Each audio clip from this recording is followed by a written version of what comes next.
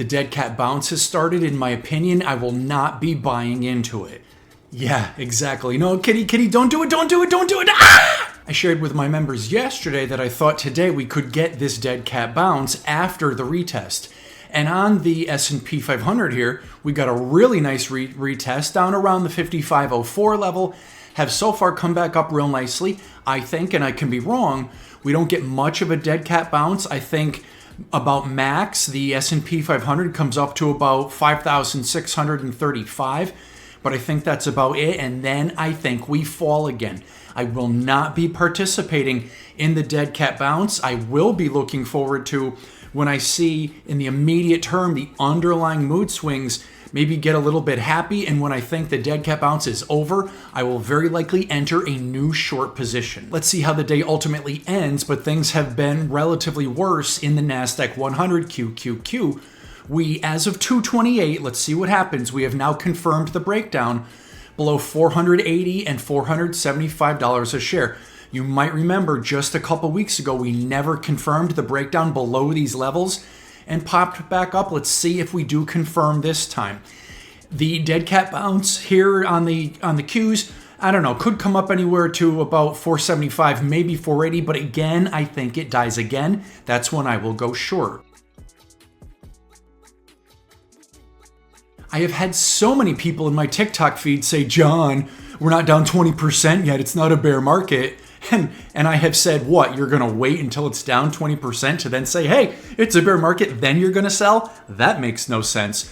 But big thanks to Suburban Drone and Master Panda Woo here for these charts. Very interesting. The Mag 7 is now in a bear market, and looking at the VIX in comparison to history, not up very far. In other words, stocks could fall a lot further. So all of you saying we're not in a bear market or are in denial that we are, you have been on fair warning for weeks now. This is a bear market. Be careful. For those of you that continue to say the economy is so great, well, the Atlanta Fed first quarter 2025 estimates is negative, even after you adjust for the absolutely mammoth gold purchases that we have seen in only the last 2 months. When we don't even account for these gold purchases, the estimate for first quarter 25 GDP is nearly down 3%, meaning negative almost 3%. Hedge funds are selling tech stocks like crazy, thanks to Goldman Sachs and the Kabasi letter for this. Hedge funds' gross exposure to tech stocks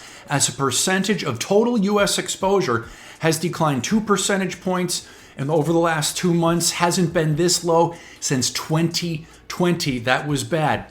Net hedge funds, net selling of U.S. tech stocks has hit the second highest level in the last 5 years. If you're still a bull, holy crap, be careful. This is not investment advice, and if you don't know me, I'm John Crocker, professional investor, proud American, cigar lover, and owner of Crocker Capital, LLC. I've seen some comments in my feed about referencing the M2 money supply, and I assume what they're referencing is just this, that generally the M2 money supply has been increasing since about December of last year.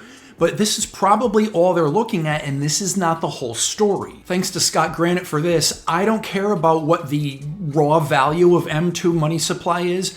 I care about the growth trend. And generally the growth trend, as seen here, has been about 6% a year. Yes, it went way up during COVID when the government was printing money like drunken sailors. It isn't exactly back to that 6% trend, but it's very, very close.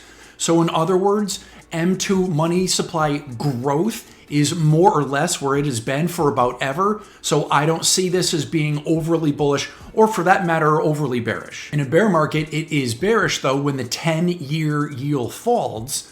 And we have an unconfirmed breakdown, at least as of 2:35 this afternoon, below the 4.32% level. Let's see what happens, but if we can confirm the breakdown below 4.32%, that is bearish. In a bear market and a slowing economy, it's also bearish when the dollar weakens, and it's generally kind of been traveling sideways here for about a week. As of 2:32, rocking a unconfirmed breakout above 104.23.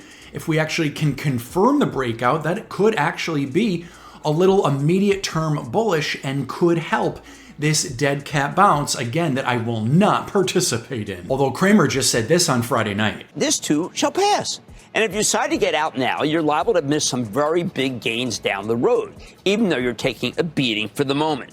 Getting out now is also not a strategy. So, Jimmy, getting out now is not a strategy. People should just stay in there and continue to take the beating. Wow. You know what? Hey, my hat's off to Jim Cramer. He's a multimillionaire. He's famous. Everybody knows his name. God bless you. Although there's never been an inverse John Crocker fund, I'll tell you that.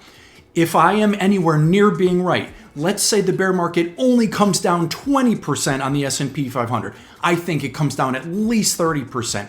But if it only comes down 20%, you get out maybe around where it's only down 10%. Hey, you then kept all that cash safe for half of the bear market and then have way more cash to put to work later at much cheaper prices and right off into the sunset. Which one would you rather do? As the bear market continues, pay attention to the comments in my TikTok feed there, where there will be less and less and less people saying that they're willing to wait and take the pain in their lumps and wait for this bear market to bottom out. But think about it, then they've got to ride it all the way back up again. Are you willing to ride this bear market out? Let me know in the comments.